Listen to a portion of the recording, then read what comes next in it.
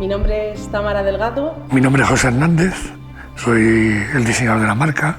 Tenium se creó realmente con un único objetivo y es hacer algo muy distinto a lo que habitualmente se está viendo en el mercado, el mundo del mueble de cocina, y buscamos, sin generar una tendencia, algo completamente diferente. La cocina se adapta más a la zona de salón y claro, cada vez la cocina tiene que parecer realmente menos cocina, integrarse más en la arquitectura que lleva esa vivienda. Realmente la cocina ha pasado de ser en un plano secundario a ser un elemento muy protagonista en las viviendas. Al final la familia es donde se reúne, todo circula a través de realmente ese amueblamiento, entonces ha pasado a ser el corazón de la vivienda.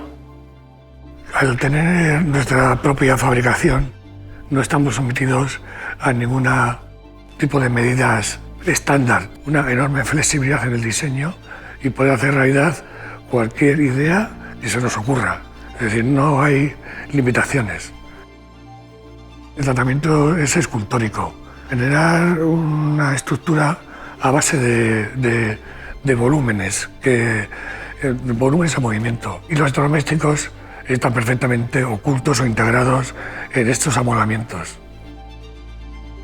Los materiales que estamos utilizando son materiales como la piedra natural, el vidrio o maderas preciosas. Es decir, materiales que perfectamente se integran en las zonas más nobles de una casa. Con la piedra conseguimos que no haya dos diseños iguales. Al final el amueblamiento puede ser similar, pero la piedra es el toque que al final le va a hacer distinto a todos los demás y al final hace que cada uno sea único.